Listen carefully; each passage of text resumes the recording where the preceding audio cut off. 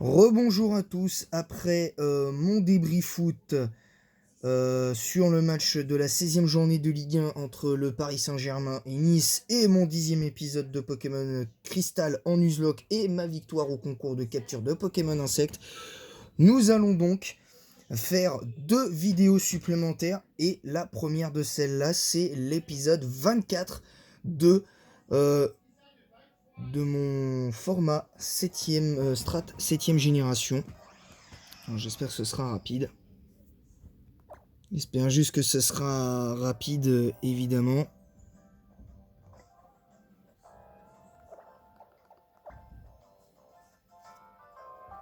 Alors, le match...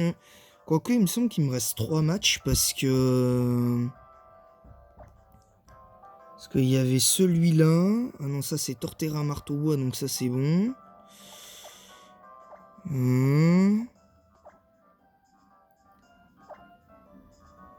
Bon, ça c'était avec la nouvelle équipe.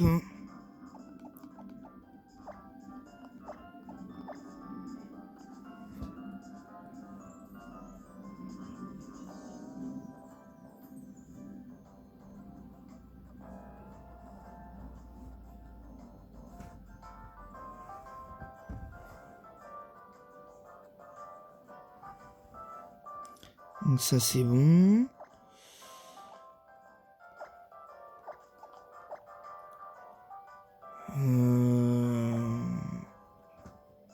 Ouais, non, si c'est bon. Si c'est bon, il reste plus que ces deux-là. Celui-là, on l'a fait. Donc le Torterra Marteau-Bois. Ouais, donc on va faire avec cette équipe-ci. Il a remodelé apparemment son équipe hier. Ces deux combats-là sont tout récents. Donc c'est parti. On commence avec... c'est comme j'ai dit, c'est très rapide ce combat normalement. Alors, donc là, je lead avec Dardarnian contre Drago. Déjà très mauvais choix de lead de ma part, mais bon, heureusement. Oh, c'est ce tour. Donc en clair, je vais méga évoluer. Et avec adaptabilité, je vais du coup faire de gros dégâts sur demi-tour. Donc du coup, je fais demi-tour pour éviter... il y a quand même les dégâts de demi-tour sur le Karchakroc. Donc là derrière, j'envoie Denticris. Du coup, là, il a mal anticipé le fameux Raptor avait mal anticipé, d'ailleurs je l'avais dit, mais par contre il retente une tête de fer sans doute pour espérer le flinch. Mais ça marchera pas parce que du coup je vais faire Psychocro avec le Denticris. Donc forcément ça n'aide pas, hein, je vous le dis, ça n'aide pas. Donc ensuite voilà, donc là il y a Asuna qui se met en avant, donc là j'essaye de faire Aéropic. Derrière il enchaîne avec Plécroix. De toute façon là il n'avait pas besoin de se booster pour faire des dégâts importants à Denticris. Donc là ça envoie Dracofeu. Lance-flamme. Par contre pauvre Cisaiox, toujours l'éternelle victime. Franchement l'éternelle victime du truc. Donc là du coup ça envoie Bullman. Donc là je switch mon Dracofeu parce que je sais très bien que j'ai aucune chance de gagner contre lui. Je le sais. Je le sais que je ne peux pas gagner. Donc là l'adversaire fait laser glace. Mais je prends 0. Ensuite je fais plénitude. Donc là je vais définitivement prendre 0 dégâts sur l'attaque d'après. Évidemment. Donc là l'adversaire fait ébullition avec son tank, mais ça sert strictement à rien. Donc derrière moi je fais tonnerre. Qui heureusement pour moi va one shot le Tortank.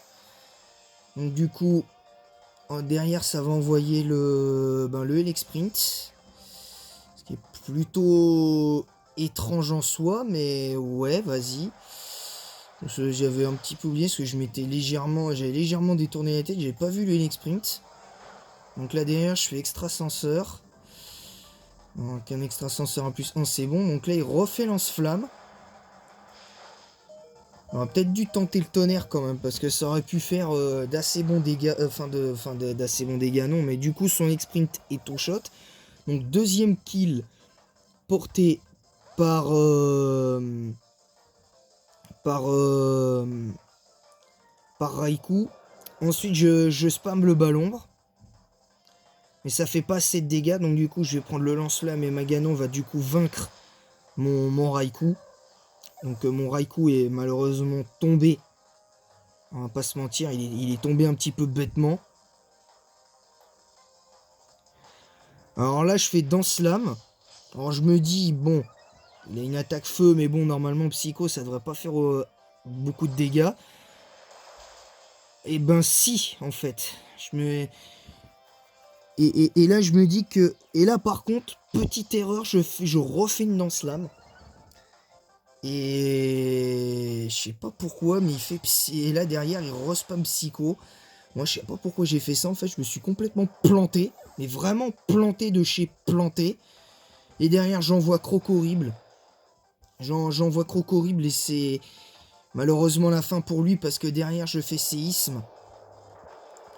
Parce que derrière ces Pokémon ne peuvent clairement pas les deux derniers Pokémon qui lui restent ne peuvent pas toucher mon Croc horrible. En plus là j'active l'impudence. J'active l'impudence. Donc derrière il y a le... Il y a le... Il y a le truc. Alors ceci dit, me sentant pas spécialement en danger comme un gros débile, ben je laisse mon Croc horrible et du coup je me fais one shot Croc horrible sur la pouvoir lunaire. Donc la logique elle est clairement respectée. Mon talon le fait d'avoir quelqu'un impudent, bon, c'est clairement anecdotique. Donc là derrière j'enchaîne avec Dardarnian. Donc méga Dardarnian, donc je fais demi-tour. Mais Dardarnian, lui, il a fait son taf. Donc derrière j'envoie Dracofeu. Derrière ça fait Psycho. Et ça fait pas assez de dégâts. Donc je termine avec mon Dracofeu, l'attaque lance-flamme. Donc le match va se finir là-dessus. Mais j'ai fait quand même une erreur avec mon Croc horrible parce que mon Croc horrible j'aurais dû le switch sur le Dracofeu parce que de toute manière j'aurais dû switch sur Dracofeu déjà d'entrée de jeu à partir du moment où j'avais battu le Maganon.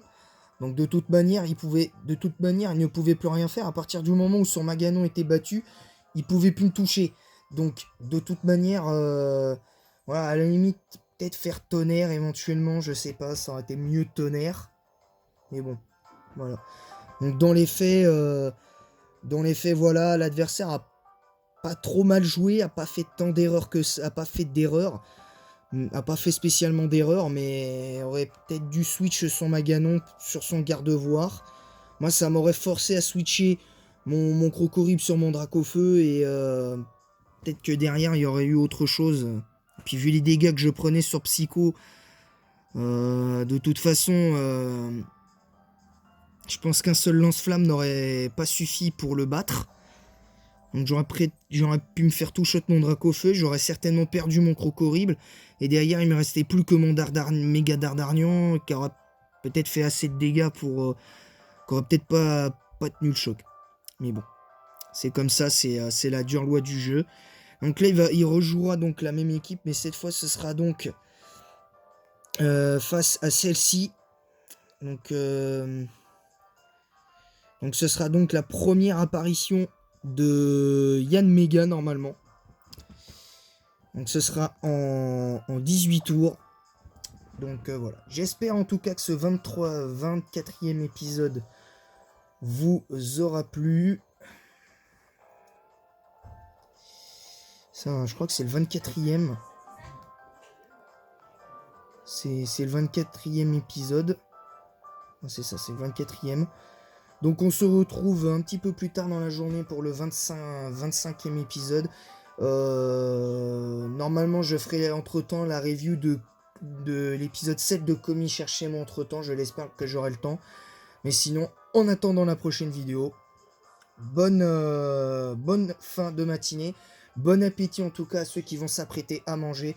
Et en attendant la prochaine, à très bientôt tout le monde.